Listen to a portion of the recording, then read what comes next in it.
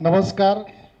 गुढीपाडवा आणि संस्थेचा वर्धापन दिन या निमित्ताने आपण या ठिकाणी आणि त्याचबरोबर आपला जो 150 वर्षाचा इतिहास आहे संस्थेचा त्या अंकाचं प्रकाशन आज आपण या ठिकाणी करणार आहोत.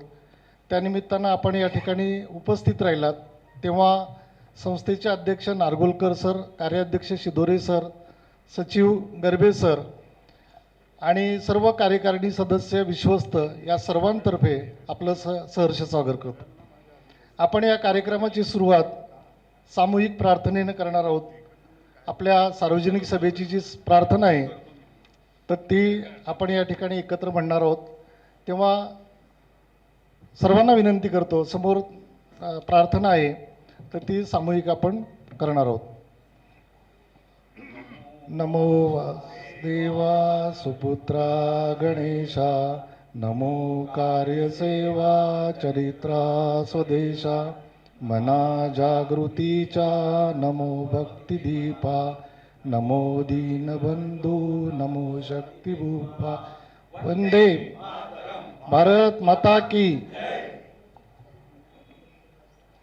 या कार्यक्रमासाठी आपल्याला प्रमुख पाहुणे म्हणून माननीय राजा दीक्षित सर या ठिकाणी लाभलेले आहेत. त्याचबरोबर ज्या अंकाचं एक वर्षभर ज्यांनी परिश्रम करून लेखन केलेले आहे श्री दामले सर पण या ठिकाणी आहेत. तेव्हा प्रमुख पाहुणे दामले सर, अध्यक्ष, कार्याध्यक्ष आणि विश्वस्त या सर्वांना विनंती करतो की त्यांनी दीप प्रज्वलन करायचं. दीक्षित सरांना विनंती करतो की त्यांनी दीप प्रज्वलन करायचं.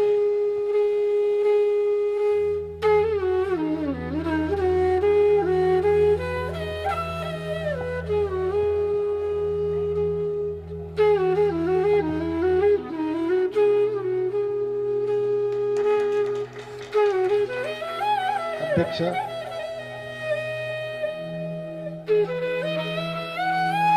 कार्याध्यक्ष Damle sir, Garbe sir, Kalekar sir,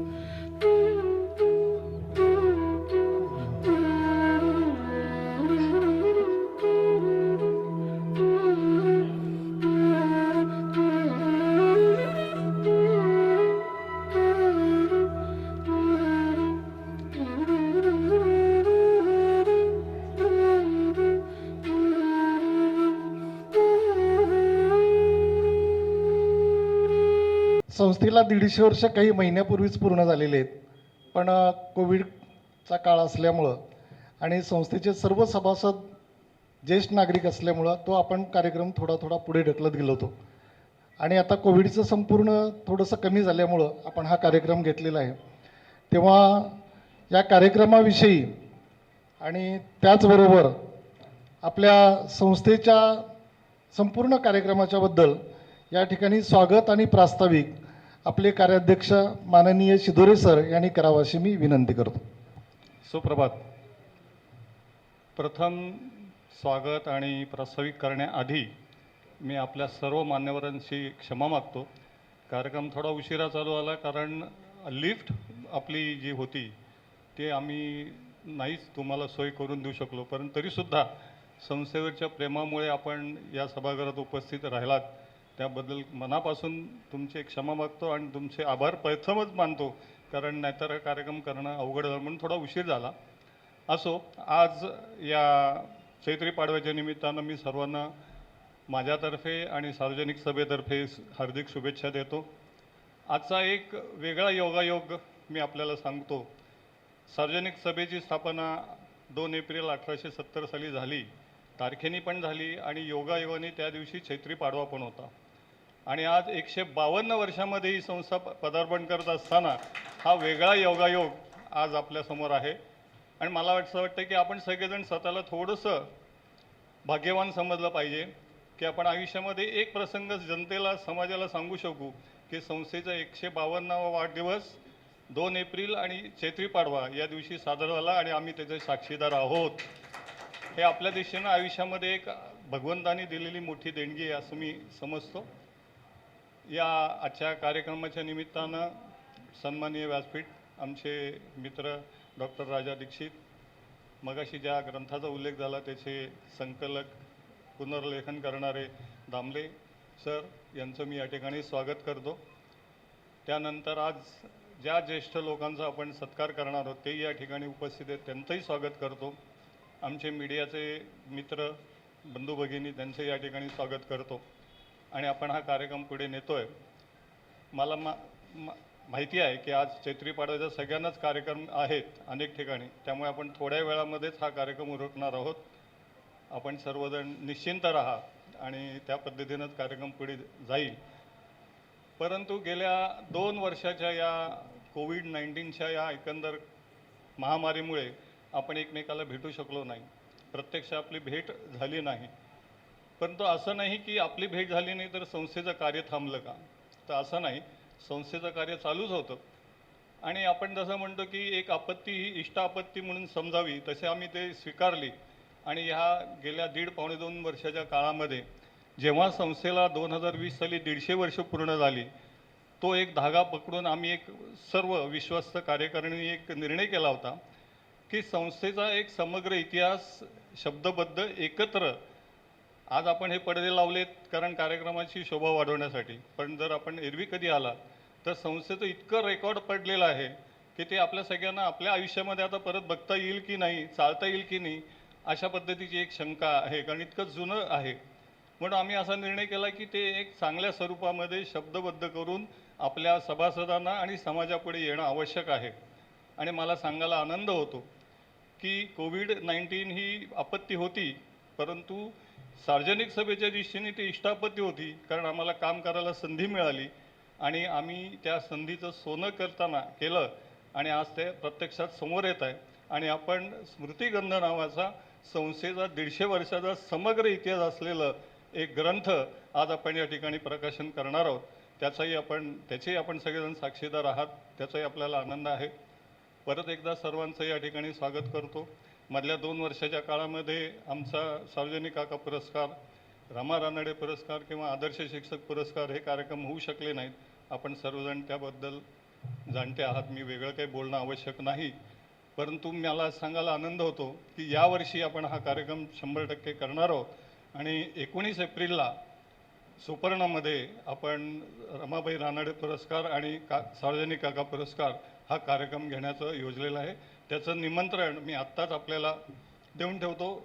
येत्या काळामध्ये परत निमंत्रण आपल्याला लिखित स्वरूपामध्ये येईल, त्याही कार्यक्रमाला आपण उपस्थिती द्यावी असं आपल्याला आग्रहाचं निमंत्रण देतो. परत एकदा आपल्या सर्वांचं स्वागत करतो आणि हे नवीन वर्ष जे आजपासून चालू आलं आहे ते आपल्या सर्वांना सुखदायी, आनंददायी आणि आरोग्यदायी जावो अशी परमेश्वरचरणी प्रार्थना करतो. आणि माऊलींच्या शब्दामध्ये जर थोडक्यात भावना व्यक्त करायच्या असेल तो जो जे वांशील तो ते लाहो, अशा पद्धतीची भावना व्यक्त करतो आणि आपली रजा घेतो. धन्यवाद. धन्यवाद सर. यानंतर आपले जे प्रमुख पाहुणे आहेत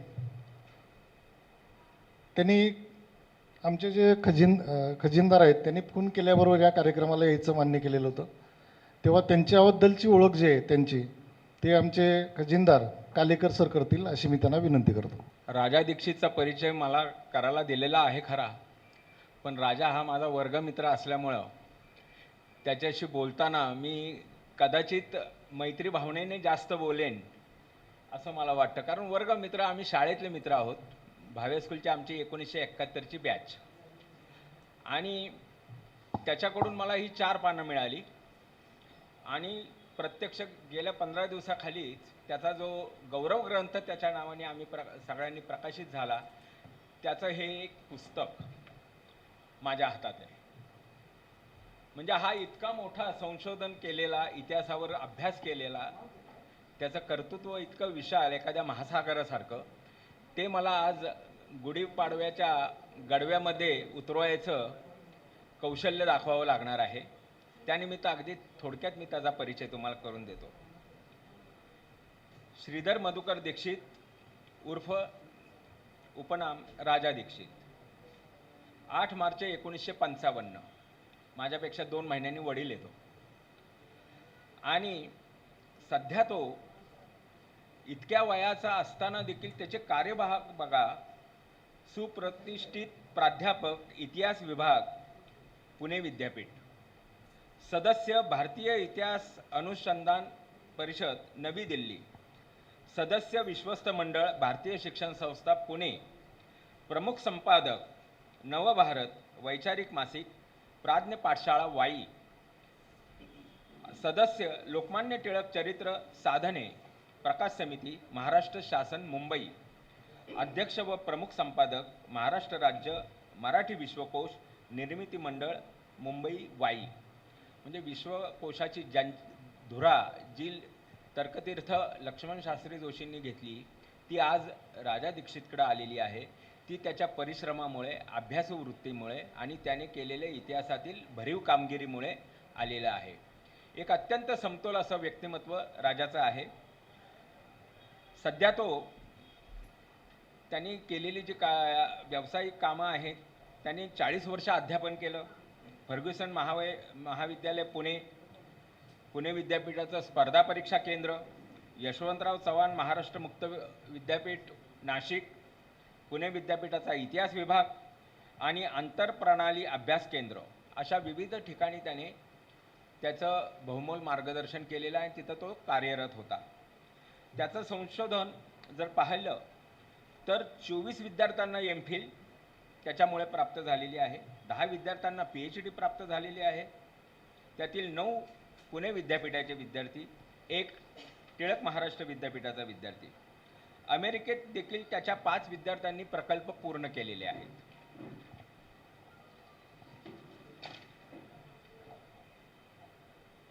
राजाचं प्रकाशन साहित्य एकूण 8 ग्रंथ असून सगळे ग्रंथ अत्यंत अभ्यासपूर्ण व संशोधन वृत्तीने केलेले आहेत. प्रामुख्याने इतिहास, समाचार आणि केशवसूत, पुणे विद्यापीठाचा इतिहास, प्रार्थना समाजाचा इतिहास हे अत्यंत त्यातले गाजलेले आणि अत्यंत लोकप्रिय झालेले त्याचे ग्रंथ आहेत. पाठ्यपुस्तकामध्ये त्याची 20 पाठ्यपुस्तकं आहेत शालेय व महाविद्यालयीन पातळीवर. 41 पुस्तकांचं त्याने संपादन केलेलं आहे.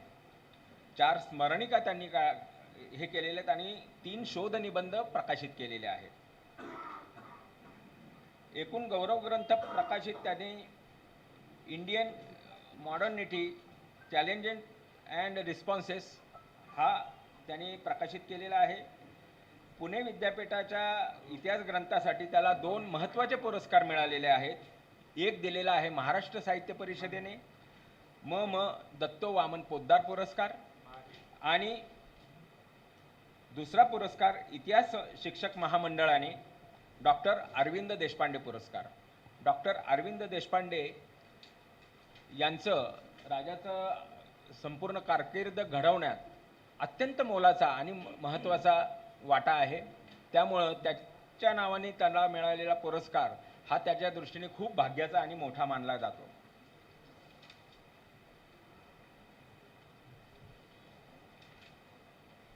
राजाचे सध्या जी निवडक माहिती आहे, ज्या ज्या समित्यावर त्यांनी सदस्यत्व त्याचं आहे, जवळपास 30 समित्यांचे सदस्यत्व आत्ता त्याच्याकडे आहे. म्हणजे या वयात माणसाने कसं कार्यरत राहावं हे राजाकडे बघून पाहावं. म्हणजे जेव्हा माणूस निवृत्तीचे वेध लागतात, घरी आराम खुर्चीत बसून जीवन कंठायचं असतं, त्यावेळी राजाची ही जी संशोधन वृत्ती आहे त्याला स्वस्थ बसून देत नाही. आणि मुख्य म्हणजे राज्य शासन आणि केंद्र शासन दोघांचा समतोल त्याने साधलेला आहे.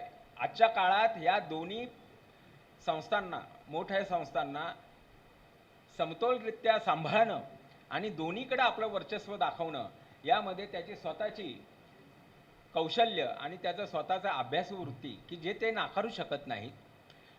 मला तर असं वाटतं की कदाचित नव्हे, आमच्या मित्रांची तरी ही खात्री आहे. आणि आत्ता परवा आमचं गेट टुगेदर एक छोटंसं झालं की आज ना उद्या कधी ना कधी राजाला पद्म पुरस्कार नक्की मिळेल, इतकं काम त्याचं झालेलं आहे. प्रास्ताविकामध्ये एक पुढचं गोष्ट मी जरा सांगता राहिलेली आहे ती सांगून टाकतो. जरी कोरोनाच्या काळामध्ये संस्थेचं काम थोडंसं, सगळ्यांचंच काम बऱ्यापैकी ठप्प होतं, परंतु व्हॅक्सिनेशनमध्ये संस्थेने फार मोठं काम केलं. जवळजवळ 1900 जणांचं व्हॅक्सिनेशन आपल्या पुणे सार्वजनिक सभेने त्या काळात करून घेतलेला आहे. आणि हा म्हणजे एक मोठा उच्चांक पण झाला. बंद असलेल्या संस्थेमध्ये त्या टायमाला वेळोवेळी व्हॅक्सिनेशनची शिबिरं घेऊन पुणे महानगरपालिकेचं सहकार्य करून आपण ती घेतली गेली. आणि ते काम अत्यंत त्यानिमित्ताने समाजाला, आजूबाजूच्या परिसराला पुणे सार्वजनिक सभेतलं काम, इथले बघितलेले सगळे नामवंताचे फोटो बघून सगळ्यांना इथं आनंद झालेला आहे. राजा दीक्षितचा परिचय मी परत एकदा थोडक्यात फक्त तुम्हाला सांगतो. सध्या सुप्रतिष्ठित प्राध्यापक, इतिहास विभाग, पुणे विद्यापीठ, सदस्य, भारतीय अनुसंधान परिषद, नवी दिल्ली, अध्यक्ष व प्रमुख संपादक, महाराष्ट्र राज्य मराठी विश्वकोश निर्मिती मंडळ, मुंबई पुणे, मुंबई वाई, प्रमुख संपादक, नवभारत वैचारिक मासिक, प्राज्ञ पाठशाळा वाई आणि सदस्य, लोकमान्य टिळक चरित्र साधने, प्रकाशन समिती, महाराष्ट्र शासन, मुंबई. राजाचा परिचय करून देण्याची संधी मला उपलब्ध करून दिल्याबद्दल मी संस्थेचं आणि सगळ्या मित्रवर्गाचं, सगळ्या संस्थांचं एक आभार मानून मी माझा प्रास्ताविक. धन्यवाद कालेकरजी. आपण खूप सविस्तर आपल्या प्रमुख पाहुण्यांचा या ठिकाणी परिचय करून दिलेला आहे. आपल्या ग्रंथाचं म्हणजे इतिहासाचं लेखन आहे ते 150 वर्षाचं आपण या ठिकाणी एकत्र केलेलं आहे. आणि त्याच्या प्रकाशनाच्या समारंभासाठी म्हणून आपल्याला इतिहासाचे प्राध्यापक लाभले हे आपलं भाग्य समजावं लागेल. यानंतर प्रमुख पाहुण्यांचा सत्कार माननीय अध्यक्ष नारगोलकर सर आणि कार्याध्यक्ष शिदोरे सर यांनी करावा अशी मी विनंती करतो.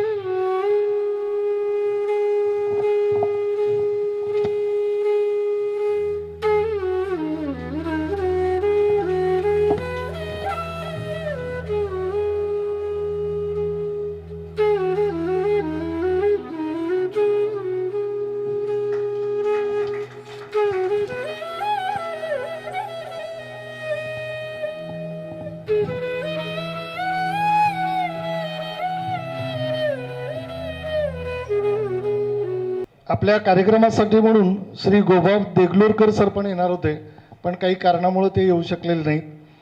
तेव्हा ज्या ग्रंथाचं वर्षभर जे खरं तर रेकॉर्ड आत्ता मगाशी कार्याध्यक्षांनी सांगितलं की रेकॉर्ड सगळं खूप जुनं झालेलं आहे, काही जीर्ण झालेलं होतं, काही मोडी लिपीमधलं होतं.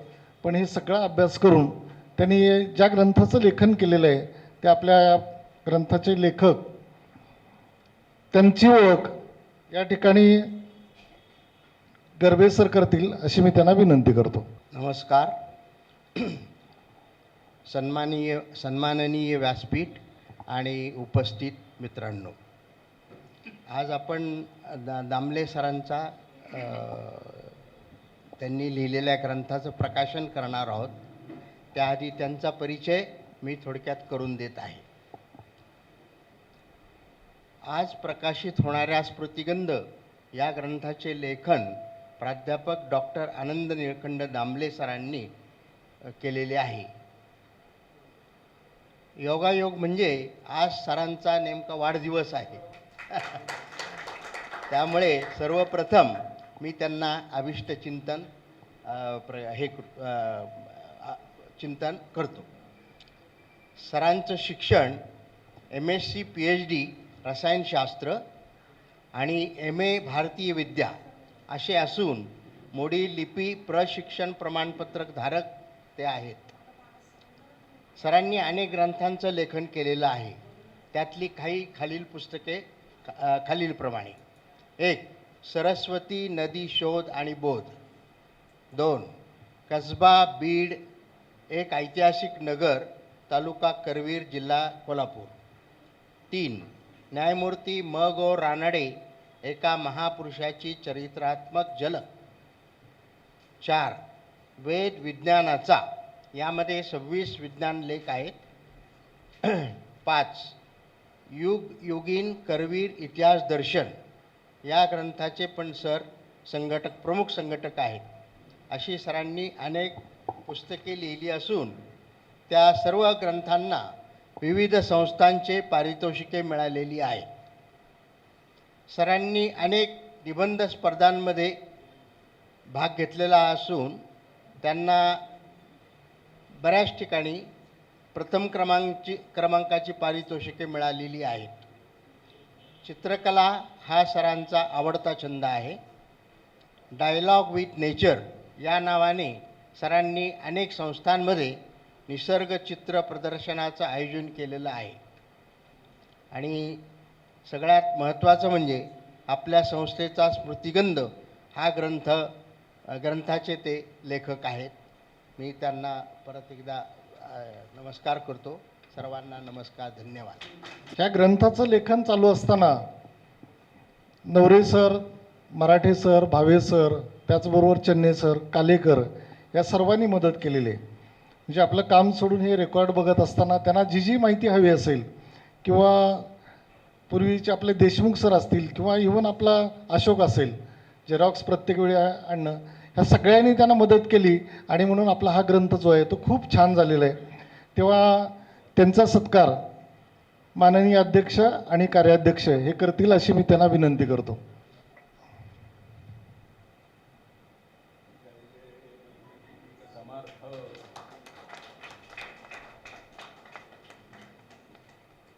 शाल, सन्मान चिन्ह, गुलाब पुष्प, श्रीफल,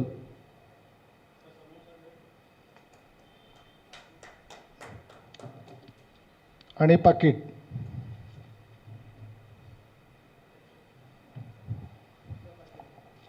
आत्ता कार्याध्यक्षांनी सांगितल्याप्रमाणे ग्रंथ कसा निर्माण झालेला आहे ते लेखक सांगतीलच नंतर.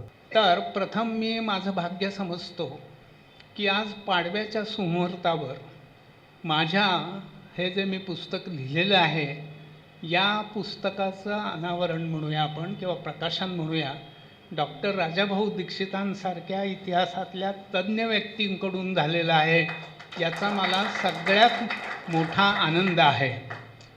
या पुस्तकाला डॉक्टर देगलूरकरांची प्रस्तावना आहे. देगलूरकर हे माझे पहिल्यापासून ह्या वास्तविक रसायनशास्त्र माझा विषय आहे, पण ह्या इतिहासाच्या क्षेत्रामध्ये ते माझे पहिल्यापासूनचे मार्गदर्शन आहेत. आजचा जो एका पुस्तकाचा उल्लेख केला, युगोयुगीन करवीर इतिहास दर्शन, 3 दिवसांचं आम्ही मोठं हे केलेलं होतं कोल्हापूरला. त्या ग्रंथाचे सगळं म्हणजे पहिल्यापासून देगलूरकर सर आमच्याबरोबर होते. आणि गंमत म्हणून सांगतो, इतिहासाचं पुस्तक आहे युगोयुगीन करवीर इतिहास दर्शन असं, आणि 400 पृष्ठांचा ग्रंथ आहे तो ग्रंथ आज आमच्या शिवाजी विद्यापीठ वगैरे भागामध्ये संदर्भ ग्रंथ म्हणून वापरला जातो. आणि आश्चर्य असं की ज्या दिवशी त्याचं प्रकाशन आम्ही केलं त्या प्रकाशनाच्या दिवशी आम्ही असं स्टेजवरनं जाहीर केलं की सर्व 1000 प्रती वितरित झालेल्या आहेत. काम एखाद्या ह्याचं करायचं असलं तर कुठपर्यंत करायचं असतं हे आपल्या ह्याच्यावरनं लक्षात यावं म्हणून मी सहज सांगितलं. त्याची द्वितीय आवृत्ती निघाली, ती सगळी आता जवळजवळ संपलेली आहे. असो, तर मी प्रथम आपण सगळ्यांनी हा समारंभ केला, अतिशय उत्तम केला आहे. हॉल बिल अगदी झकास आणि म्हणजे मन भरून पावलं असं म्हटलं तरी चालेल. या पुस्तकाचं लेखन मी करावं हे प्रथम म्हणजे ह्याच्या आधी आपलं महाराष्ट्र ग्रंथोत्तेजक सभा आहे, त्याचा 125 वर्षाचा इतिहासचं लेखन मी केलेलं आहे. डॉक्टर नवरे या ठिकाणी आहेत आणि ते सगळं आमचा खटाटोप पाहत होते की किती काम कसं कसं करतायत वगैरे वगैरे. आणि त्यांच्यासारखं मनात येत होतं. या सभेचे ते उपाध्यक्ष आहेत, 150 वर्ष होऊन गेलेली आहेत किंवा झालेली आहेत, होणार आहेत, असा तो काळ होता, कोरोना काळ म्हणून सांगितलं. तर त्यांच्याही ते मनात होतं आणि त्यांनी मला एके दिवशी कुजबूज माझ्या कानावर ऐकू येत होती, पण त्यांनी एकदा विचारलं की बुवा तुम्ही लिहाल का सर. तर तसं म्हटलं तर जरा काय होतं, संस्था खूप लांब, मला इथं येणं जाणं वगैरे खूप थोडं अवघड होतं. करोनाचा काळ होता, पण तरीसुद्धा मला खूप आनंद झाला. मी पुस्तक जे मी लिहिलेलं आहे मी अत्यंत समाधानी, असं चांगलं पुस्तक लिहिलं गेलेलं आहे असं मला वाटतं. अर्थात ही स्वतःची स्तुती असं नाही, मी त्या पुस्तकाची स्तुती करतोय, तर ही स्वतःची स्तुती नाही आहे. तर अशा ग्रंथाचं तुम्ही ग्रंथ लिहावे म्हणून पहिल्यांदा यांनी सांगितलं. नंतर मग यथावकाश मला संस्थेचं पत्र आलं, मी त्याला होकार दिला वगैरे वगैरे सगळ्या गोष्टी घडलेल्या आहेत. आणि नवरे सरांनी एक प्रकारे माझ्याकडनं हे लिहून घेतलं. त्यानं माझा पूर्ण परिचय त्यांना आहे, माझा कसा स्वभाव आहे, काय सगळं माहिती आहे. पण माझे सगळे मूड आणि विशेषतः करोनामध्ये मी बावधनहून म्हणजे जवळजवळ 12 किलोमीटर आणि 12 किलोमीटर परत जाणं, बरोबर 10:30 वाजता इथे येत असते. अशोकरावांना माहिती आहे. आणि तुम्ही ती झाकली आहेत आत्ता, नाहीतर सगळी जी दप्तर आहेत ती पलीकडे ठेवलेली मी बघितलेली आहेत. तो इथं वरती भिंतीवर होतं, तिथं ती पुस्तकं ती सगळे गठ्ठे ठेवलेले होते दप्तरांचे. सुरुवातीला या गठ्ठ्यांची अशी होती. कसं आहे, मला थोडंसं वेळेचं बंधन आहे. मी मगाशीच नवरे साहेबांना म्हटलं की ह्या पुस्तकाचं काय आहे वगैरे, माझं तुम्ही एकदा स्वतंत्र व्याख्यान ठेवा त्या विषयावर. स्वतंत्र व्याख्यान ठेवा की ह्या पुस्तकामध्ये काय आहे.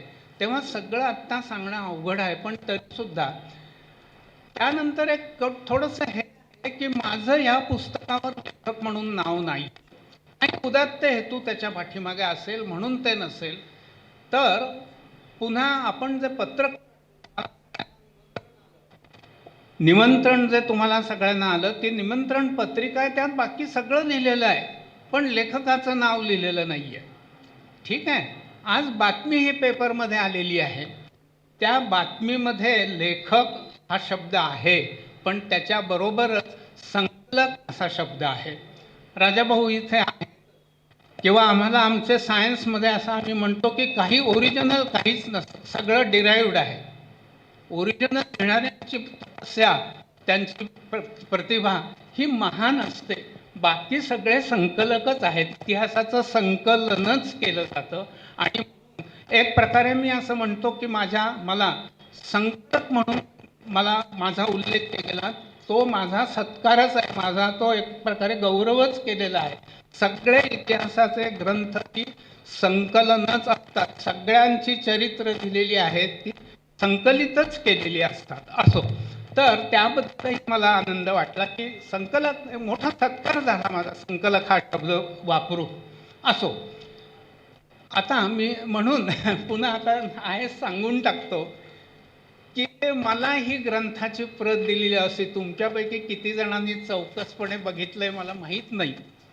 हा ग्रंथ माझ्याकडे येणार, ह्या ग्रंथावर लेखक म्हणून माझं नाव नाही आहे, तर तुम्हाला खाली पांढरी पट्टी दिसेल, तिथं मी ती चिकटवलेली पाहिजे. कोणी आलं, तुमच्या ह्याच्यावर नाही आहे, माझ्या ह्याच्यावर मी चिकटवलेली आहे. तर कुणी घरी आलं आणि प्रगंधी मोहन लिहिलं, अरे मग तुझं नाव कसं काय नाही, असं काही सगळा इतिहास सांगत बसायला पाहिजे त्या, म्हणून मी ती घरनं चिठ्ठी चिकटवलेली आहे. देवापुढं ठेवली, गणपती पुढं ठेवली आणि ते मी इथं आलोय म्हणून तुम्हाला सगळ्यांना असं वाटेल की बाकीच्यांची जरा जास्त चांगल्या वेष्टना आणि सरांच्या हातात जे पुस्तक आहे त्याचं वेष्टन असं कसं, तर ते मीच केलेलं वेष्टन आहे असं. त्यानंतर आता आपण संकलन हाच गोष्ट आपण गृहीत धरूया की हे संकलन आहे, हे अगदी बरोबर आहे. आणि हे संकलन करण्यासाठी किती कष्ट होतात, किती कष्ट असतात याची जाणीव आपल्या संस्थेचे सरव्यवस्थापक देशमुख, आपल्या ह्याचे व्यवस्थापक देशपांडे, त्यानंतर आपले चन्ने साहेब, कालेकर साहेब आणि अशोक यांनाच माहिती आहे की संकलन म्हणजे काय असतं आणि काय ते आम्ही पुस्तकं कशी उघडली, कुठलंही दप्तर काढलं, कागद काढला तर त्याचा चुरा होईल अशा अवस्थेमध्ये होतं. त्यातले ते सगळे कागद ओरिजिनल संकलित करायचे, त्याच्या झेरॉक्स प्रती काढायच्या आणि वगैरे वगैरे, आणि त्यांच्या आधारे हे ग्रंथ लिहायचं. तर अशा प्रकारचा हा ग्रंथ या ठिकाणी सिद्ध झालेला आहे. आता तुम्ही काय आहे या ग्रंथामध्ये असं जर विचारलं तर प्रमुखत्वानं हे 7 प्रकरणं ह्याच्यामध्ये आहेत. पहिली 3 प्रकरणं, पहिलं प्रकरण आहे ते काका चरित्र लिहून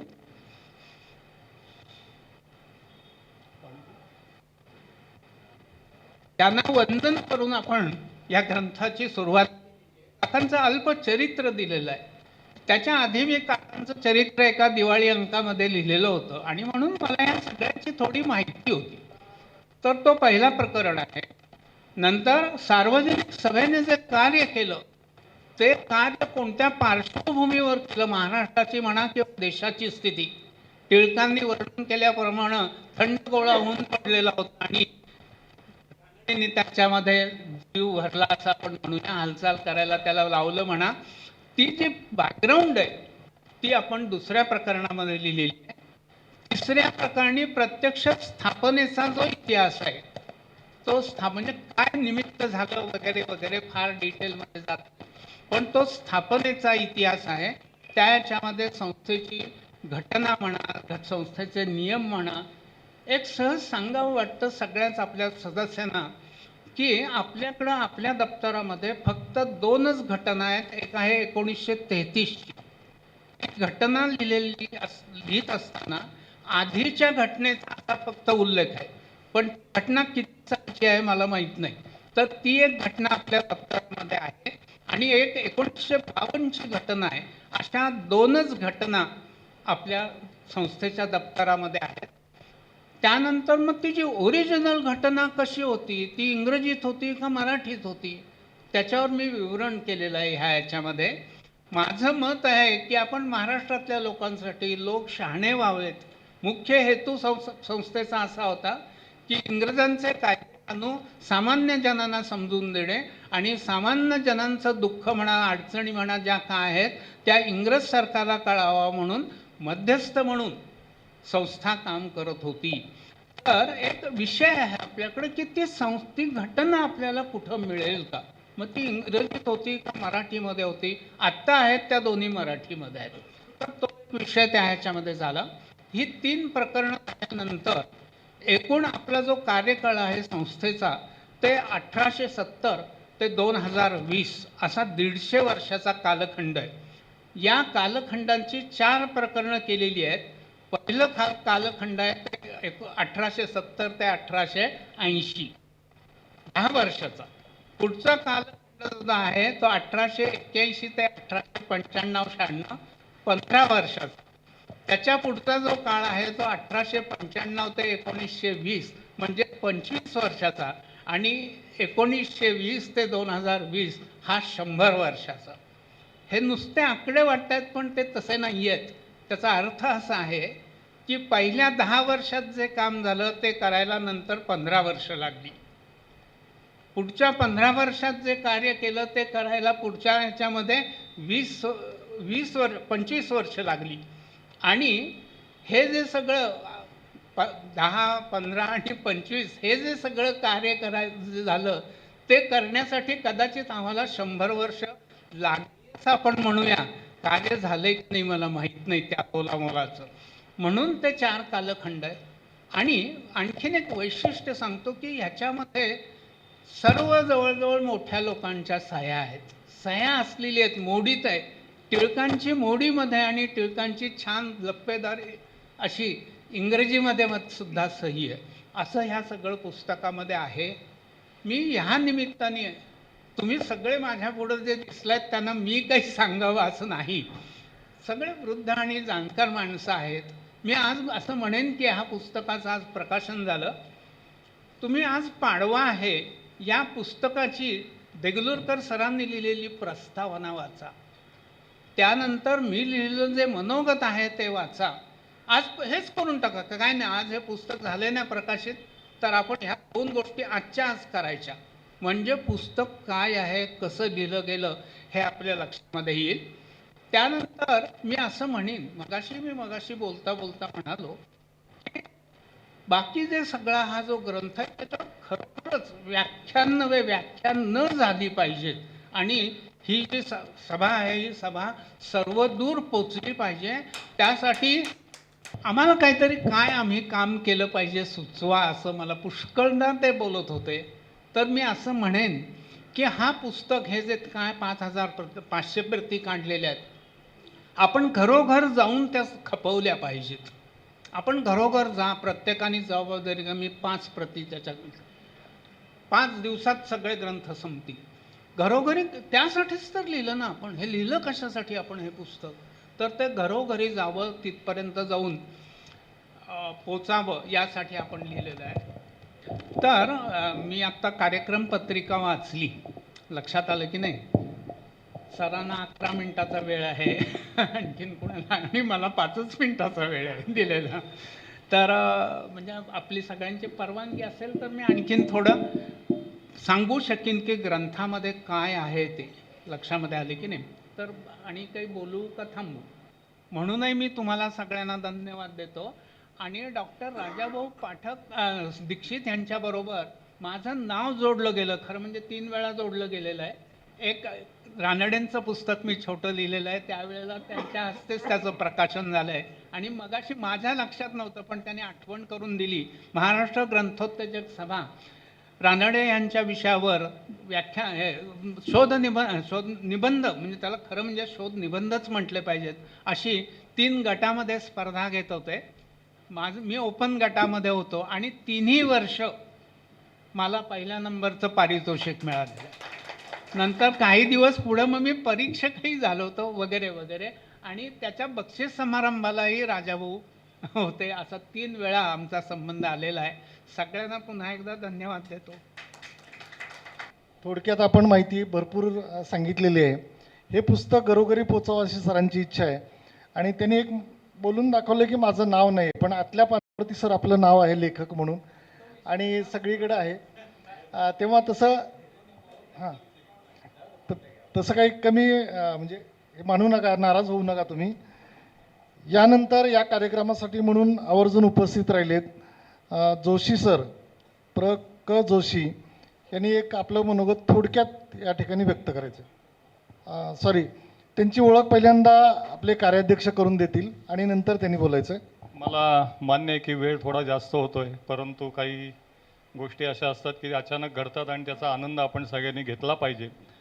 तसाच एक मगाशी मी जसा उल्लेख केला 2 एप्रिल चैत्री पाडवा, तसाच एक वेगळा योगायोग या ठिकाणी आत्ता या सभागृहामध्ये घडतोय. म्हणून मी 2 मिनटं आपला वेळ घेतो की आज एका तरुण सभासदाला मी आपल्यासमोर बोलवतोय. त्यांचं नाव आहे क जोशी. हे मॉडर्न हायस्कूलमध्ये शिक्षक होते, इतिहासाचे अभ्यासक होते. इतिहासावर त्यांचं अनेक लेखन झालं. शांडिल्य गोत्र जोशींचं कुलवृत्तांचं काम अनेक वर्ष ते करत आहेत. आणि मगाशी माझ्या मनोगतामध्ये किंवा प्रास्ताविकामध्ये असं म्हटलं की आज लिफ्ट नसताना सुद्धा आपण सगळेजण इथं आलात, हे तुमचं विशेष कौतुक आहे. पण त्याच्यापेक्षा वेगळं कौतुक असं आहे की जे आज जिने चढून इथे वरती आले त्या तरुण माणसाचं वय फक्त 93 आहे. त्यामुळे आपण त्यांना पाडव्याच्या शुभेच्छा देऊ आणि मी पकांना विनंती करतो की आपलं मनोगत या ठिकाणी व्यक्त करा. सन्माननीय व्यासपीठ आणि उपस्थित बंधू भगिनींनो, आज या ठिकाणी मला 2-3 मिनटं बोलायला संधी मिळालेली आहे. तेवढंच माझं मी मनोगत व्यक्त करतो.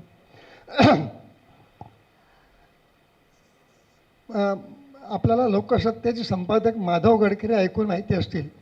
त्यांनी एका अग्रलेखामध्ये असं लिहिलं होतं की आपल्या महाराष्ट्रातले जे पहिले पदवीधर झाले ते त्यावेळच्या पद्धतीने इंग्लिशमध्ये सह्या करायचे. त्यांना मराठीचा अभिमान नव्हता असं म्हणायचं का, असं त्यांनी प्रश्न निर्माण केला होता. तर सरोजिनी वैद्य ह्या नावाच्या लेखिका डॉक्टर सरोजिनी वैद्य, त्यांचा मला फोन आला. आपण मोडीचे जाणकार आहात, तर त्या ठिकाणी जर तुम्ही गेलात सार्वजनिक सभेमध्ये तर तिथे तुम्हाला ते पाहायला मिळेल.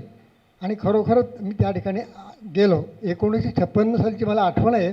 मी चिमणा गणपतीजवळ राहत होतो. त्यावेळेला ह्या सार्वजनिक सभेला फार मोठी आग लागली आणि त्यात बरेचसे कागद जळून गेलेले होते. त्या ठिकाणी आलो मी आणि ते पत्र पाहत होता. अर्धवट जळलेली असे बरीचशी मला कागदपत्र पाहायला मिळाली. त्यात मला सांगायची गंमत अशी, मगाशी उल्लेख केला सरांनी त्याप्रमाणे की पहिले जे पदवीधर होते महाराष्ट्रातले, विशेषतः MG रानडे म्हणजे महादेव गोविंद रानडे, त्यांची सहीसुद्धा इंग्लिशमध्ये केलेली आहे. परंतु नंतर त्यांचे मी अनेल्स पाहिले. एक उदास नावाचे ग्रस्त कधी कार्यवाह म्हणून काम करत होते त्यावेळेला, तर त्याच्यामध्ये पुष्कळ ठिकाणी त्यांची मराठी पण सह्या आहेत. हे सगळं पाहिल्यानंतर मला आनंद वाटला. मला माझे मित्र इथे वसंतराव जोशी म्हणून आहेत, त्यांनी आज इथे आणलं.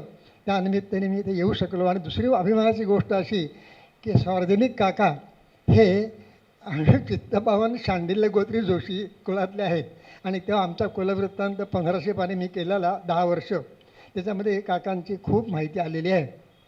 आणि त्या अभिमानाने दुसरं इथे मी आलो. आणि त्या ठिकाणी मला जेव्हा त्यांनी सांगितलं की असं असं पुस्तक छापलं जातं आहे, सार्वजनिक सभेबद्दल आणि काकांच्याबद्दलचा माझा अभिमान हा जागृत असल्यामुळे मी पहिल्यांदा 5,000 रुपये भरून ह्या पुस्तकाची परत नोंदवून घेतलेली आहे. आणि त्यामुळे आज मला हे पुस्तक आज पाहायला प्रत्यक्ष मिळणार आहे. धन्यवाद. धन्यवाद सर. कारण ही संस्था इथं आग लागलेली असताना सुद्धा काही दिवस डेक्कनमध्ये चालू होती आणि आता आपण ह्या एकदम छान अशा वास्तूमध्ये या ठिकाणी हा कार्यक्रम घेत आहोत. यानंतर आपल्या कार्यक्रमाचे प्रमुख पाहुणे यांना विनंती करतो त्यांनी आपलं मनोगत व्यक्त करावं. माननीय राजा दीक्षित सर. पुणे सार्वजनिक सभेचे आणि या समारंभाचे अध्यक्ष माननीय श्री विद्याधरजी नारगोळकर, व्यासपीठावर उपस्थित असणाऱ्या सर्व सन्माननीय व्यक्ती, पदाधिकारी, समोर उपस्थित असणारेही सर्व ज्येष्ठ सन्माननीय व्यक्ती, बंधू भगिनींनो, प्रथमतः गुढीपाडव्यानिमित्त आपणा सर्वांना शुभेच्छा. त्याचप्रमाणे पुणे सार्वजनिक सभेच्या तारखेने आणि तिथीने अशा एकत्रित आलेल्या वर्धापन दिनानिमित्त आपणा सर्वांना माझ्या मनापासून शुभेच्छा. आजच्या ज्या पुस्तकाचं प्रकाशनासाठी आपण जमलेलो आहोत ते पुणे सार्वजनिक सभा शतकोत्तर सुवर्ण महोत्सव इतिहास स्मृतिगंध, हे जे हा जो ग्रंथ आज इथे प्रकाशित होतो आहे की जो प्राध्यापक डॉक्टर आनंद निळकंठ दामले यांनी लिहिलेला आहे आणि या संस्थेने प्रकाशित केलेलं आहे, त्या ग्रंथाचं प्रकाशन झालं असं मी अतिशय आनंदपूर्वक जाहीर करतो.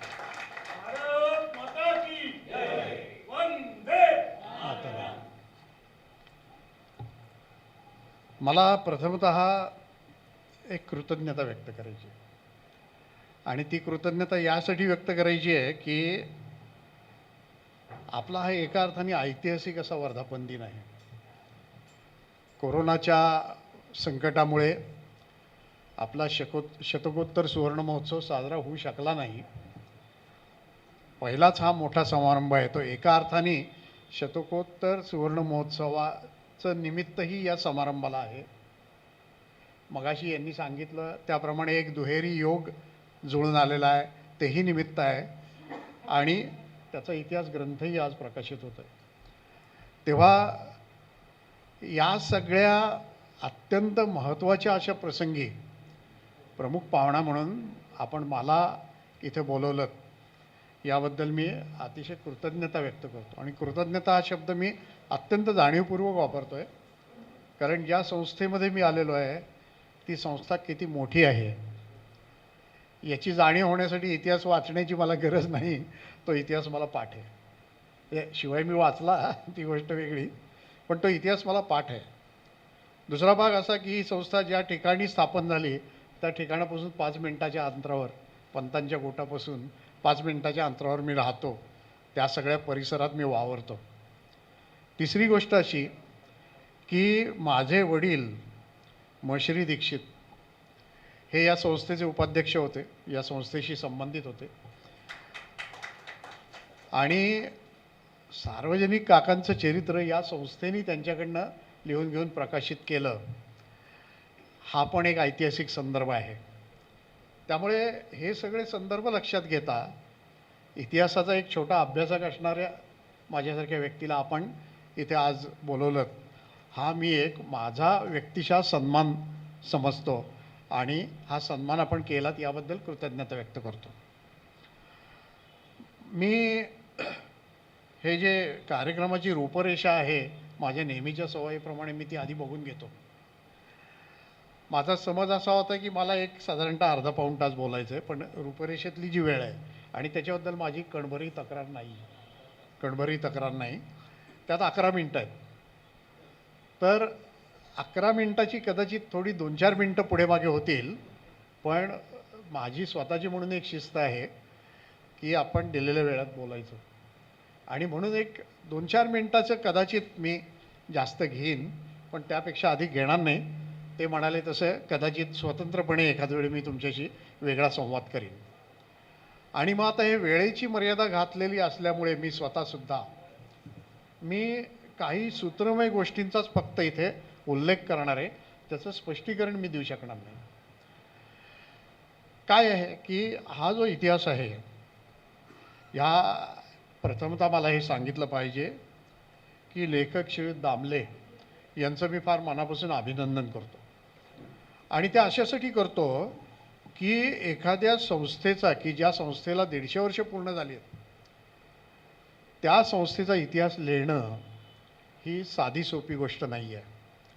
असे इतिहास लिहिण्यासाठी काय तपश्चर्या करावी लागते हे मी माझ्या वडिलांपासून पाहत आलेलो आहे. माझ्या वडिलांनी महाराष्ट्र साहित्य परिषदेचा इतिहास लिहिलेला आहे, पुणे नगर वाचन मंदिराचा इतिहास लिहिलेला आहे. मी स्वतः पुणे विद्यापीठाचा इतिहास लिहिलेला आहे. प्रार्थना समाजाचा इतिहास विस्तारित स्वरूपात संपादन करून उरलेला भाग पुढच्या 90 वर्षांचा लिहून ते मी काम केलेलं आहे. फर्ग्युसन महाविद्यालयाचा इतिहास जो प्राध्यापक विमा बाचेल यांनी लिहिला होता, त्यांनी लिहिलं खरं, पण ते शेवटचं आजारपण त्यांचं सुरू झालं आणि त्यामुळे त्याचं सबंध संपादन करून तो इतिहास प्रकाशित व्हावा ही जबाबदारी माझ्याकडे आली. ते काम मी केलेलं आहे. या सगळ्याच्या आधारे मी आपल्याला हे सांगतो की ही तपश्चर्या असते आणि ही तपश्चर्या त्यांनी केली. ते मगाशी तपशील सांगतच होते. कोणताही लेखक आपलं अपत्य आता आहे म्हटल्यानंतर ज्या भावनिक अवस्थेत जातो त्या अवस्थेत ते गेलेले होते, ते समजण्याजोगं आहे. तर ही तपश्चर्या त्यांनी केली. ते मुळातले इतिहासाचे प्राध्यापक नाहीत आणि तरी त्यांनी हा इतिहास अभ्यासला आणि तो सिद्ध केला. याच्याबद्दल मी त्यांचं मनापासून अभिनंदन करतो. आणि अशीच ग्रंथनिर्मिती इथून पुढे त्यांच्या हातून होत राहो अशाही शुभेच्छा त्यांना देतो. आता हा जो इतिहास आहे याच्यामुळे एक गोष्ट झालेली आहे की 150 वर्षांचा सबंध मोठा जो पट आहे तो पट आपल्यासमोर उभा राहतो. कारण आपण अगदी संस्थेचे काही कार्यकर्ते असतील ते सुद्धा इथे येतात, त्यांना काही या सगळ्या गोष्टी माहिती असतील असं नाही. आणि दुसरं म्हणजे त्या फडताळांवर जे काही आहे ठेवलेलं ते उघडून पाहत असतील असं नाही. आमचे मित्र कालेकर यांच्यासारखे काही जण ते करतात, हे मला माहिती आहे. आणि माझ्यासारख्याचा अशा गोष्टींवर फार मोठा डोळा या अर्थाने असतं, अभ्यासासाठी पळवून देण्यासाठी नाही, अभ्यासासाठी डोळा असतो. काय झालं की मी निवृत्त झालो पुणे विद्यापीठातून, सावित्रीबाई फुले पुणे विद्यापीठातून. त्यानंतर माझी खूप मोठी लेखनाची योजना होती, परंतु माझ्याकडे जी मगाशी वर्णन झालं जी पदं येत गेली त्यामुळे ती सध्या स्थगित आहे. पण मी आपल्याला हे सांगू इच्छितो की मला इथे येऊन काही दिवस काही महिने बसायचं आहे. त्यासाठी मी केव्हा तरी आपली परवानगी मागणार आहे. आणि त्यात माझा कुठलाही व्यावसायिक हेतू नसेल, शुद्ध संशोधनासाठी मला बसायचं आहे. कारण ह्याचं मोल काय आहे ते मला माहिती आहे. पुस्तकात जे आलेलं नाही आहे ते मी थोडंसं इथे बोलू इच्छितो. पुस्तकात अनेक गोष्टी आल्या, पण असं काम करत असताना आणि थोड्या वेळेत करत असताना काही उणीवा राहून जातात. तसं मी स्वतः इतिहासाचं असल्यामुळे मी हे सांगतो इथे. जसं त्याचं कौतुक केलं तसं हेही नमूद करतो की त्यात काही उणीवा आहेत, त्यात काही चुका झालेल्या आहेत. माझ्या नजरेने मी जेव्हा ते चाळलं तेव्हा ते माझ्या लगेच त्याच्यावर खुणाही त्या झालेल्या आहेत. तर माझ्या एका वैयक्तिक शिस्तीचा भाग आहे. मी काही फार काळ नाही, काही 1-2-4 तासच मला पुस्तक हातात होतं, पण त्याच्यात पण ठीक आहे, त्याच्याविषयी मी आत्ता बोलणार नाही. कारण मला ते म्हणजे औचित्यभंग होईल असं वाटतं, म्हणून मी त्याविषयी बोलत नाही. आणि अशा चुका होत राहतात. काम करतात त्यांच्या चुका होतात, काम केलंच नाही तर कशा चुका होणार. त्यामुळे तो त्यांचा गुण आहे. पण असो, मी त्यात न आलेल्या काही गोष्टी इथे एक 5-10 मिनिटात मांडतो आणि थांबतो. काय आहे की यासारखी संस्था अनेक असतात आणि जी ती संस्था आपापल्या परीने मोठी असते. पण या संस्थेचं एक अनन्यसाधारण महत्त्व केवळ पुण्याच्या नाही, त्या संस्थेच्या नावात पुणे आहे, केवळ पुण्याच्या नाही तर भारताच्या आधुनिक इतिहासात अनन्यसाधारण महत्त्व असणारी अशी ही संस्था आहे. आपल्याला कल्पना असेल की शिवरामपंत परांजपे यांनी काँग्रेसची जननी असं या संस्थेचं वर्णन केलं आहे आणि ते अक्षरशः खरं आहे. आता या संस्थेची जी स्थापना झाली त्या स्थापनेचा एक व्यापक असा संदर्भपट आपण डोळ्यासमोर आणला पाहिजे. ब्रिटिशांचं राज्य आलं आणि त्याला आपण करायचा तो विरोधही केला आणि पुढे स्वातंत्र्यही मिळवलं. हे जरी खरं असलं तरी ब्रिटिशांच्या संपर्कामुळे त्यांच्याशी झालेल्या संघर्षामुळे आपल्याकडे आधुनिकता येऊ शकली आणि विशेषतः आधुनिकतेचं जे तत्त्वज्ञान आहे त्यातले अनेक तात्विक प्रवाह जे होते, उदाहरणार्थ घटनावाद किंवा कॉन्स्टिट्युशनॅलिझम, व्यक्तिवाद किंवा इंडिव्हिज्युअलिझम, उदारमतवाद किंवा लिबरलिझम, उपयुक्ततावाद किंवा युटिलिटेरियनिझम, रोमॅन्टिक ह्युमॅनिझम, असे अनेक आहेत. ते मी त्यात खोलात जात नाही त्याच्यात. परंतु लोकशाही, राष्ट्रवाद आणि एकंदरच आधुनिकता याचं तत्त्वज्ञान जे आपल्याकडे आलं, त्या तत्त्वज्ञानातून जे प्रबोधन आपल्याकडे घडून आलं, त्या प्रबोधनाचं फलित म्हणजे ही संस्था आहे. आणि काय घडत होतं या काळामध्ये, म्हणजे आपल्याला असं दिसेल काँग्रेसची जननी असं पण म्हणतो, पण ती काय आहे जननी?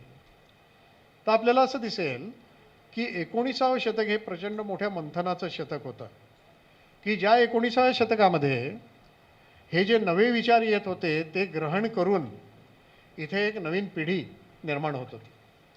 सुरुवातीला त्यांच्यावर ब्रिटिशांच्या एकंदर संस्कृतीचा, विचारांचा मोठा प्रभाव पडला. काही वेळा आंधळं अनुकरणही केलं गेलं असेल. परंतु पुढे मात्र हे नवतत्वज्ञान आणि आपलं जुन्यातलं सोनं याचा समन्वय घडवून त्यांनी इथे प्रबोधन घडवून आणलेलं आहे. म्हणजे एकच उदाहरण देतो, कारण भाषण करायला वेळ नाही आहे, की न्यायमूर्ती रानडे यांनी भावी समाजाचं एक नीलचित्र उभं केलं की जे आधुनिक तत्त्वज्ञानावर उभं होतं.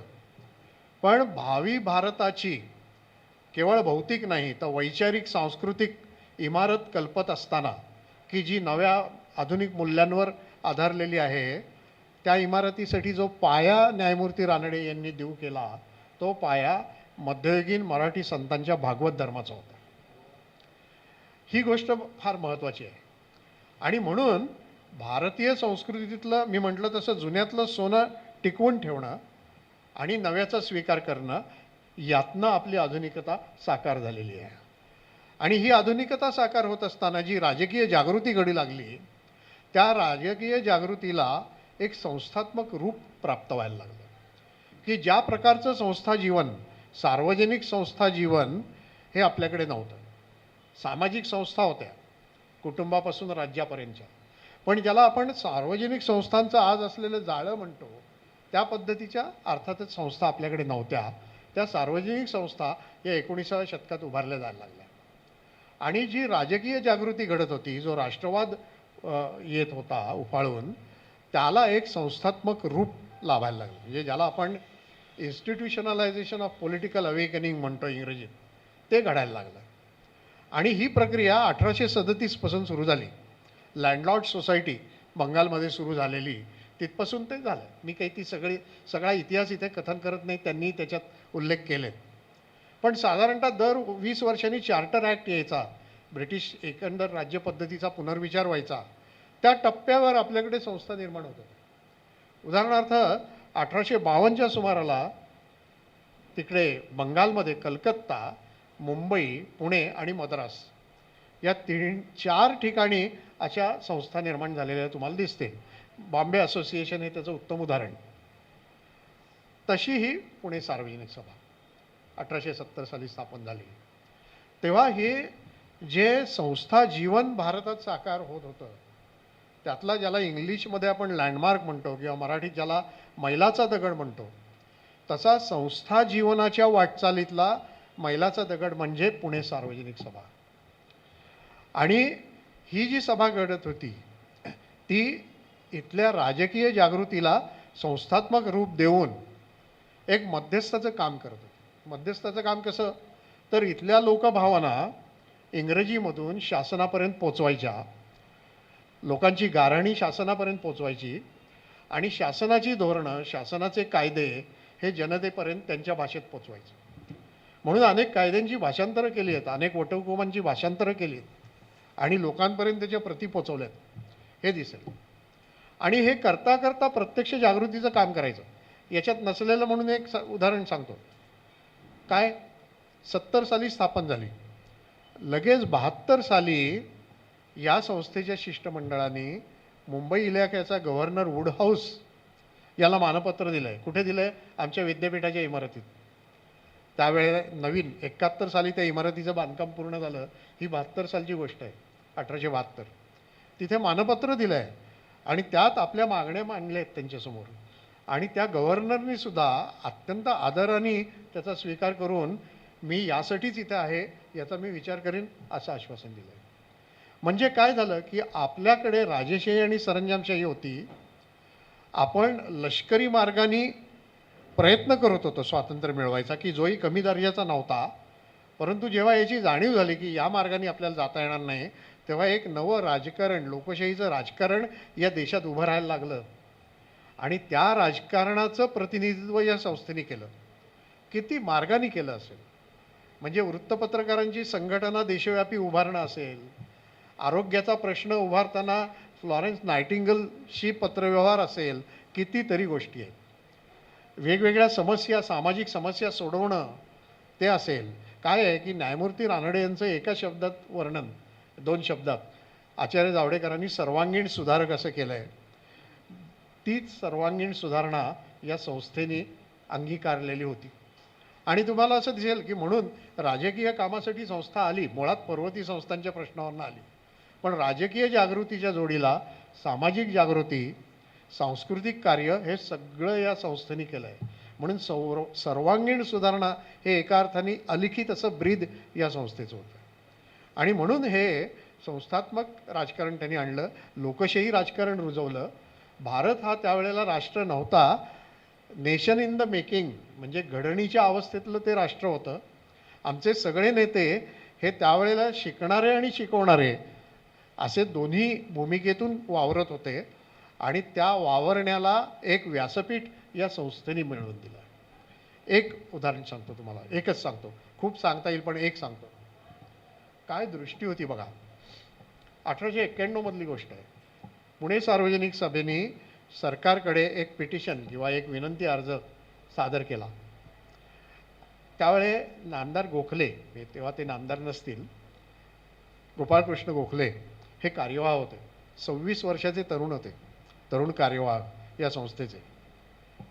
सरकारने त्याला फक्त 2 ओळीचं उत्तर दिलं आणि अत्यंत नाउमेद झाले, ते खचून गेले की काय आहे, आपण एवढं मोठं संबंध अर्ज दिला आणि त्याला फक्त 2 ओळीचं, म्हणजे केराची टोपली दाखवावी तसं. नाउमेद झाले. त्यावेळे न्यायमूर्ती रानडे यांनी त्यांना जे सांगितलं ते फार महत्त्वाचं आहे आणि मला असं वाटतं की ते या संस्थेच्या कार्याचं सार आहे. त्यांनी काय सांगितलं, ते म्हणले की अरे बाबा तू खचून जाऊ नको, तुला कळत नाही. म्हणजे त्यांनी शब्द काय वापरला, आवर प्लेस इन हिस्ट्री असा शब्द वापरला. इतिहासामध्ये आपलं स्थान काय आहे हे तुझ्या लक्षात आलेलं नाही आहे. ते काय विजन आहे बघा त्यांची, रानड्यांची. अरे ही जी निवेदनं आपण तयार करतोय ही वरवर पाहता शासनाला उद्देशून तयार केलेली असली तरी खरं म्हणजे आपल्या देशातल्या असंख्य लोकांचं राजकीय शिक्षण व्हावं यासाठी ही निवेदनं तयार केलेली आहेत. आणि ते शिक्षण होण्यासाठी हा जो लोकशाहीचा राजकीय मार्ग आहे, हा मार्ग आपल्या देशाला नवीन आहे. तो मार्ग इथे रुळण्यासाठी बरीच वर्ष लागतील आणि आपल्याला अत्यंत चिकाटीने ही काम करायला लागेल आणि हे काम आपल्याला करायचं आहे. तेव्हा हे जे न्यायमूर्ती रानडे म्हणाले, हे ध्येय डोळ्यासमोर ठेवून सार्वजनिक सभेने आपलं काम उभं केलं. म्हणून सार्वजनिक सभा जी आहे ना, त्यांनी बरोबर ते कालखंड जे पाडले त्यात ते जे म्हणाले की पहिल्या 10 वर्षात झालं ते पुढे 15 काय लागली, पुढे 25 लागली, मग पुढे 100 लागली. पुढे 100 का लागली याचा काही यांच्यासारख्या लोकांना दोष नाही आहे त्याचा. असे जे नंतर स्वातंत्र्योत्तर काळातले ते त्यांच्या परीने अतिशय उत्तम काम करत आहेत. पण प्रत्येक संस्थेचा एक हिस्टॉरिकल रोल ज्याला आपण म्हणतो, एक ऐतिहासिक भूमिका असते स्थापन होतानाची. ती ऐतिहासिक भूमिका ही स्वातंत्र्यप्राप्तीला एका अर्थाने संपली, 100% कधीच संपत नाही. एका अर्थाने स्वातंत्र्यप्राप्ती हे उच्च ध्येय होतं, ते ध्येय तिथे साकार झालं. आणि ते साकार झाल्यामुळे मग शिल्लक काय उरलं, तर सार्वजनिक काम चालू ठेवणं, जे धडा जे संबंध ध्येय घालून दिली आहेत त्यानुसार संस्थेची वाटचाल चालू.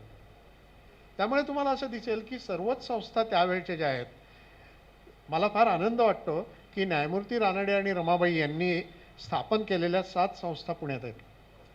आणि या 7 संस्था एकत्र आल्या आणि माधव न्यास त्यांनी स्थापन केला, त्यातनं पुरस्कार स्थापन केला. मी त्याला होतो आणि त्यावेळी मी वर्णन असं केलेलं होतं, सप्तसंस्था संगम. कारण पुण्यामध्ये पुणेकर असेल की एका संस्थेत सुद्धा टिकणं अवघड असतं, तेव्हा 7 संस्था अशा एकत्र येणं हे माझ्या दृष्टीने फार महत्त्वाचं आहे. आणि या 7ही संस्थांच्या बाबतीत आपल्याला असं दिसेल की त्यांची जी मूळ ऐतिहासिक भूमिका आहे ती संपलेली आहे, पण त्यांचं अस्तित्व आहे आणि ते अस्तित्व अर्थपूर्ण आहे आणि ती अर्थपूर्णता आपण गमावता कामा नये. हे या वर्धापन दिनासाठी आपण जमतो का, तर ती अर्थपूर्णता जी आहे ती टिकवून ठेवायची आहे, या प्रेरणेसाठी आपण जमत असतो. तेव्हा ती प्रेरणा धगधगत ठेवून हे कार्य आपण पुढे न्यावं, यासाठी मी एक या संस्थेचा छोटा चाहता आणि एक इतिहासाचा अभ्यासक या नात्याने आपण सर्वांना या वर्धापन दिनानिमित्त शुभेच्छा देतो. हा ग्रंथ आपण प्रकाशित करून एक ऐतिहासिक कामगिरी केलीत, याबद्दल आपलं अभिनंदन करतो. ज्या ज्येष्ठांचा इथे सत्कार होणार आहे त्या सर्वांना विनम्रपणे अभिवादन करतो. श्री जोशी इथे बोलले, ते माझ्या वडिलांचे मित्र आहेत. मी इथे आलो तेव्हा मी स्मरणरंजनातच बोललो, कारण तिथे त्या बोर्डवर ते स्थापन होतानाच्या कार्यकारी मंडळाची नावं आहेत, त्यात वडिलांचं नाव पाहिलं. जोशी भेटले, ते माझ्या वडिलांचे मित्र, एक 2-3 वर्षांनी त्यांच्यापेक्षा लहान असतील, त्यामुळे मला पितृस्थानीच ते आहेत. त्यांचा आशीर्वाद आज मला मिळतोय त्यांच्या उपस्थितीमुळे. या सगळ्याचा आणि आपल्या सगळ्याच ज्येष्ठांचा याचा आनंद व्यक्त करतो. आपल्या सर्वांचं अभिनंदन करतो, शुभेच्छा देतो आणि आपली रजा घेतो. धन्यवाद. धन्यवाद सर. आपण संस्थेच्या इतिहासाबद्दल, त्याचबरोबर संस्थेने पूर्वीपासून आत्तापर्यंत काय काय काम केलेलं आहे ह्याचाही आपण खूप छान उल्लेख केलात. आणि तुमची एक इच्छा व्यक्त केली की इतिहासाचं संशोधन करण्यासाठी या संस्थेमध्ये आपण येणार आहात. आपल्यासारख्या सर्व बुद्धिमान सामाजिक कार्य करणाऱ्या लोकांसाठीच ही खरं तर संस्था स्थापन झालेली आहे. तेव्हा आपल्यासारख्या लोकांचा इथं सहवास लाभला तर आमच्या संस्थेसाठी ते खूपच भाग्याचं आहे. त्याचबरोबर आपण संस्थांच्या वाटचालीमध्ये मैलाचा दगड ठरली सार्वजनिक सभा आपली, आणि या सार्वजनिक सभेने आत्तापर्यंत सामाजिक, शैक्षणिक, त्याचबरोबर स्त्रियांच्या उन्नतीसाठी म्हणून आत्तापर्यंत अनेक चांगले उपक्रम केलेले होते. आणि तेच उपक्रम अगोदर स्थापनेपासूनची आत्ताची जी कार्यकारिणी असेल, विश्वस्त असतील, हे सगळे पूर्ण करत आहेत. संस्थेमार्फत आपण मुलांच्या शैक्षणिक सहाय्यासाठी पण मदत करतो, मुलांच्या वेगवेगळ्या स्पर्धा आपण या ठिकाणी आयोजित करतो. त्याचबरोबर सार्वजनिक काका पुरस्कार आपण देतो आहे. कार्याध्यक्षांनी सांगितल्याप्रमाणे हे सर्व पुरस्कार आपण पुढच्या 19 तारखेला देणार आहोत.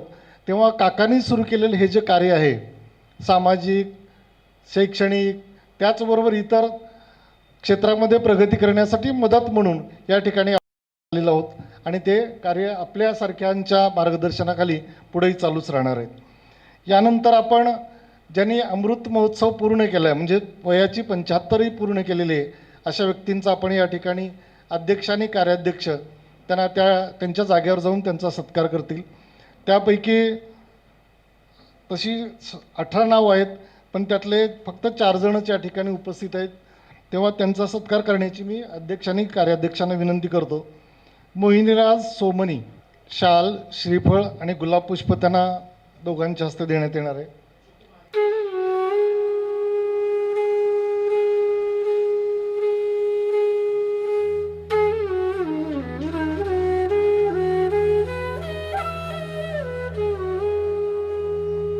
आपल्या कार्यकारिणीचे सदस्य, त्याचबरोबर उत्साही कार्यकर्ते आपले संस्थेच्या संपूर्ण कार्यामध्ये बऱ्याच ठिकाणी ते आपल्याला मदत करतात, ते माननीय प्रकाश दाते.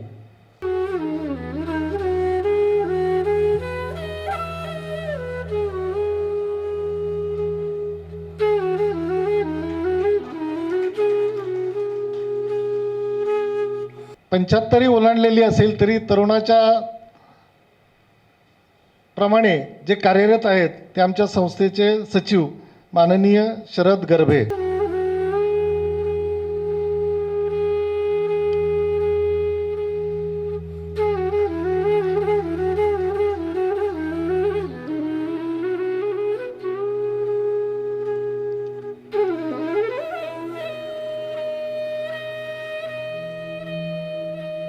यानंतर माननीय शकुंतलाताई जोशी.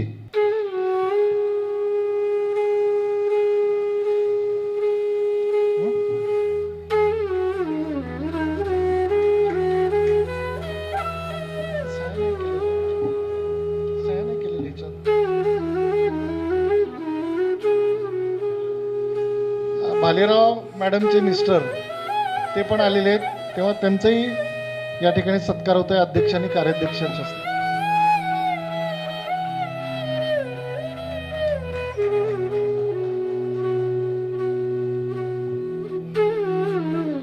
हा कार्यक्रम ठरल्यापासून जवळजवळ 1 महिनाभर खूप परिश्रम घेत आहेत भावे सर. हे डेकोरेशन म्हणा किंवा संपूर्ण हे जे कार्यक्रमाची जी आखणी करत असताना त्याचबरोबर त्यांनी संपूर्ण याच्यामध्ये खूप मदत केलेली आहे, तेव्हा त्यांचाही अमृत महोत्सवानिमित्त या ठिकाणी सत्कार केला जाणार आहे. सुरेश भावे सर. यानंतर आपण आत्ता जसं आपल्या प्रमुख पाहुण्यांनी सांगितलं की ज्या संस्था या ठिकाणी सामाजिक, धार्मिक, राजकीय क्षेत्रामध्ये काम करत असताना त्यांनी 100 ओलांडलेली आहे आणि म्हणून अशा संस्थांचा सुद्धा आपल्या संस्थेमार्फत या ठिकाणी सत्कार करणार आहोत. वेदशास्त्रोत्तेजक सभा माननीय श्री ठिपसे आणि किशोर खांडेकर या दोघांनी तो सत्कार स्वीकारायचा आहे.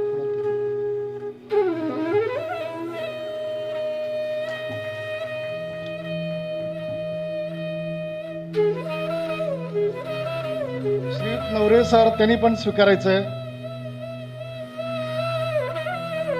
ग्रंथोत्तेजक सभाचे सभासद आहेत ते.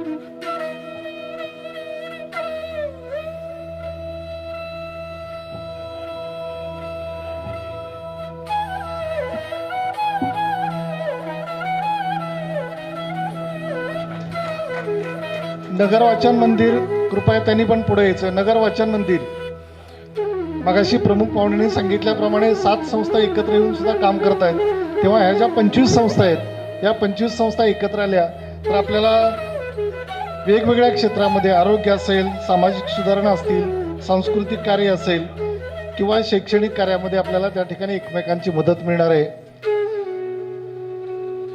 याच कार्यक्रमामध्ये आपण ज्यांनी या ग्रंथाचं प्रकाशन केलं ते राहुल मारुलकर त्यांचा पण सत्कार करणार होतो, पण त्यांच्या घरी काहीतरी लग्न असल्यामुळे ते उपस्थित राहू शकलेले नाहीत.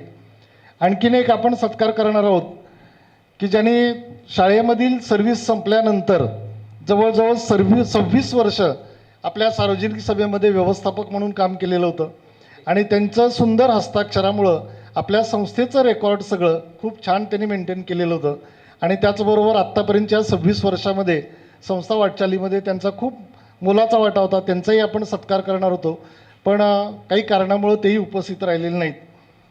यानंतर सर्वांचा सत्कार या ठिकाणी संपलेला आहे आणि कार्यक्रमाचे अध्यक्ष माननीय नारगोलकर सर यांना मी विनंती करतो की त्यांनी आपलं अध्यक्षीय मनोगत व्यक्त करावं.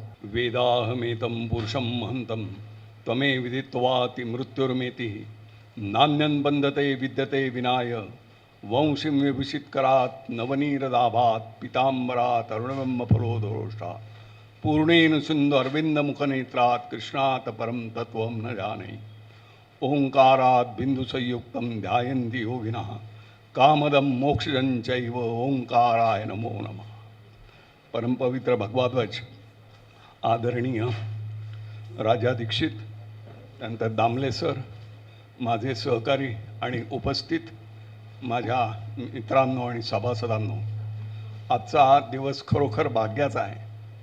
कारण कोरोनामुळे बऱ्याच गोष्टींच्यावर आपण अवलंबून होतो किंवा वाईट गोष्टी घडल्या आहेत, पण सार्वजनिक सभेच्या दृष्टीने माझ्या दृष्टीने चांगली गोष्ट आहे की 2 वर्ष ती पुढे ढकलली. कारण अगोदर झाली असती तर पाडवा आला नसता. आज नेमका पाडवा आला आहे आणि पाडव्याच्या दिवशीच हा समारंभ आमच्या भाग्याने आला आहे. आणि दुसरी गोष्ट म्हणजे राजा माणूस आम्हाला मुख्य पाहुणा म्हणून मिळालेला आहे, ही त्यातल्या त्यात महत्त्वाची गोष्ट आहे. माझ्या मित्रांनो, हा जो सभेने करायला सुरुवात केली आणि हा ग्रंथ काढण्याचं ठरवलं, तर सभेने एक कमिटी नेमली होती आणि त्या कमिटीने बरेच काम करून सगळ्यांनी मिळून हा ग्रंथ सादर केलेला आहे. माझ्या मित्रांनो, दामले सरांच्याबद्दल मला असं म्हणता येईल की दासबोधामध्ये एके ठिकाणी म्हणलं आहे, जिथे दिसते विशेष गुण तेथे सद्गुरूचे अधिष्ठानं, त्यासाठी अत्यादरे नमन त्यास करावे. तसं दामले सरांनी इतक्या कष्टाने हा ग्रंथ लिहिला, याच्याबद्दल त्यांचे जेवढे आभार मानावेत तेवढे थोडेच आहेत. कारण हा जर तुम्ही हे मागचं बघितलं तर ते इतकं वेगळ्या प्रकारचं सगळं संग्रह आहे आणि तो त्यांनी चाळून काढला, धुंडाळून काढला. आणि त्याचबरोबर आमच्या संस्थेचे जे इतिहासाची कमिटी होती ती पण त्यांच्याबरोबर करत होती. नवरे सर होते, कालेकर सर होते, चन्ने सर होते, हे सगळेजण येऊन इथे काम करत होते. त्यामुळे हा नवनीत आपल्या हाती मिळालेला आहे. माझ्या मित्रांनो, नुसतंच असं नाही तर ह्या गोष्टी करण्यासाठी जे जे काही संस्थेने केलं आहे ते केलं आहे. संस्थेने नुसतंच असं केलं नाही, या कोरोनाच्या काळामध्ये सुद्धा ज्या पूर्वीच्या लोकांनी जे केलं त्याचप्रमाणे काम करत होते की सांगलीमध्ये जेव्हा पूर आला तेव्हा संस्थेचे काही पदाधिकारी तिथे जाऊन लोकांना मदत करत होते. महिना तिथे जाऊन राहिलेले आहेत आणि काम केलेलं आहे.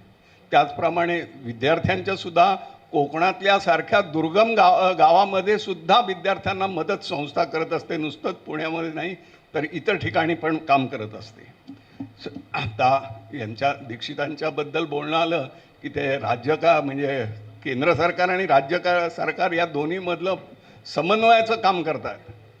दासबोधामध्ये लिहिलं आहे, मुख्य सूत्र ते हाती घ्यावे, करणे ते लोकाकरी करवावे, कित्येक खलक उगवावे राजकारणामध्ये.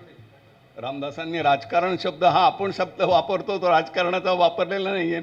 लोकांना एकत्र करावं आणि काहीतरी कार्य, लोककार्य करावं या अर्थी वापरलं आणि त्या अर्थाने दीक्षित काम करत असतात. दीक्षितांच्या वडिलांचा आणि माझा पण परिचय होता. मी आत्ताच सांगितलं, दीक्षितांच्या मशरींच्या बरोबर आम्ही बराच वेळेला मारले. मामाराव दाते म्हणून होते, त्यांच्या घरी त्यांची बैठक असायची आणि तिथे त्यांचा पुष्कळ हे झालेला आहे.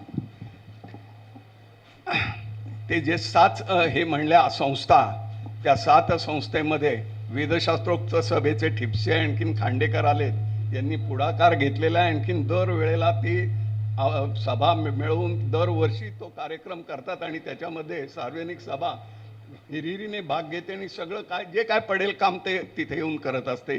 हे दोघं आलेत त्याबद्दल पण त्यांचा अभिनंदन. आज देगलूरकर सर आले नाहीत. देगलूरकर सर आले असते तर आणखीन झालं असतं.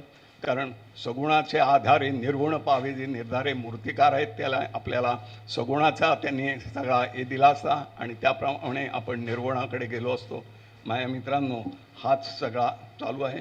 आणखीन आता सांगायचं म्हणजे पुष्कळ गोष्टी याच्याबद्दल आपल्या संस्थेबद्दल सांगता येतील. आता उशीर पण झाला, आज पाडवा आहे, सगळ्यांना घरी जाण्याची घाई पण आहे. मी अध्यक्ष या नात्याने तुमच्या सगळ्यांचे आभार मानतो. ही लोक आली आहेत, सगळ्यांना मध्ये आल्यात त्याच्याबद्दल पण आभार मानतो. आणखीन सूत्रसंचालन करण्यासाठी माननीय श्री साबळे सर यांच्याकडे आणखीन एक महत्त्वाचं राहिलं आहे माझं सांगण्याचं मगाशी बोलण्याच्या नादात, की आपले सल्लागार जे मुख्य आहेत खासदार बापट, ते सार्वजनिक काकांचं नाणं करण्यासाठी प्रयत्नशील आहे. आपण त्यासाठी सार्वजनिक सभेने त्यांना पत्र दिलं आहे आणि त्याचा पाठपुरावा चालू आहे. लवकरच ते आपल्या हातामध्ये ते नाणं चलनासाठी येईल. धन्यवाद. या ठिकाणी हा कार्यक्रमाला खूपच उशीर झालेला आहे, पण हा ग्रंथ खूप सुबक चांगला व्हावा म्हणून काही देणगीदारांनी या ठिकाणी देणगी दिलेली आहे. त्यांना आपण प्रत्यक्ष बोलवणार होतो, पण कार्यक्रमाला उशीर झालेला आहे, त्यामुळं त्यांचे आभार प्रत्यक्ष नंतर मानले जातील. फक्त मी त्यांची यादी वाचून दाखवतो 2 मिनिटात. RK करंदीकर, त्यांनी 25,000 रुपये दिलेले आहेत. विनायक विष्णू वैद्य यांच्या स्मरणार्थ श्रीमती अंजली वैद्य यांच्याकडून 21,000 दिलेले आहेत. काशीनाथ तुकाराम चन्ने यांचे स्मरणार्थ धनाजी काशीनाथ चन्ने यांनी 5,000 दिलेले आहेत. बाकी सगळ्यांनी 5,000 दिले आहेत, फक्त नावं सांगतो मी.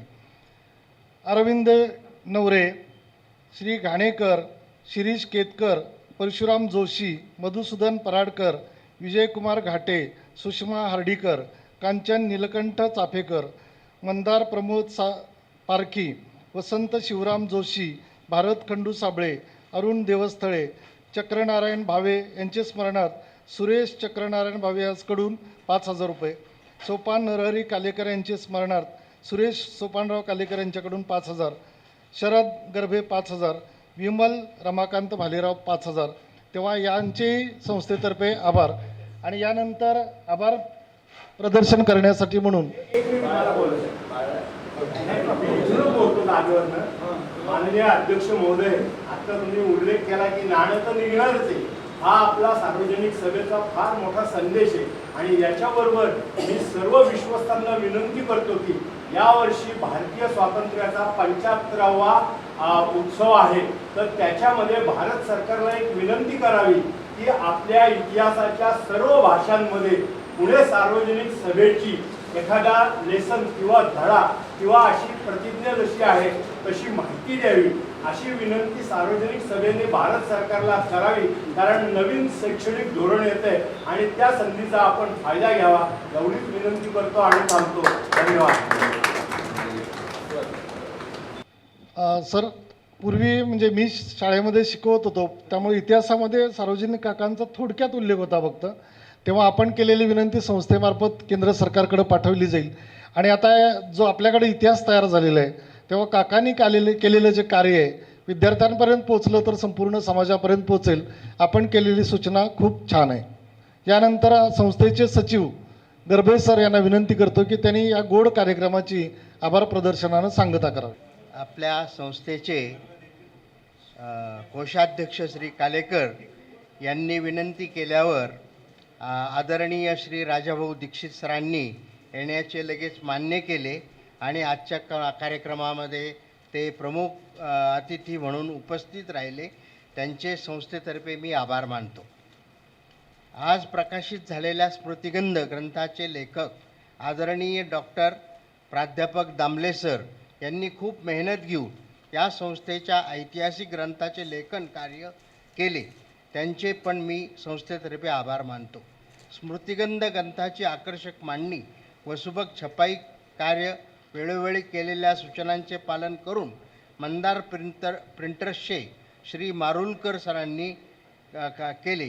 त्यांचे पण आभार संस्थेतर्फे आभार मानतो. ते आज आलेले नाही आहेत काही कारणास्तव, लग्न आहे वाटतं त्यांच्याकडे. त्याच्यानंतर शतकोत्तर महोत्सव साजरा केलेल्या नामवंत संस्थांचे जे पदाधिकारी इथे उपस्थित झाले त्यांचे पण मी आभार मानतो. 75 वर्षे पूर्ण झालेले जे सभासद त्यांचा सत्कार आपण केला त्यांचे पण आभार. अमृत महोत्सव सत्कार सोहळा निमित्त त्यांचे आपण सत्कार केलेला आहे. आणि कोणाचे चुकून राहून गेले असतील तर त्यांचे पण आभार मानतो. धन्यवाद.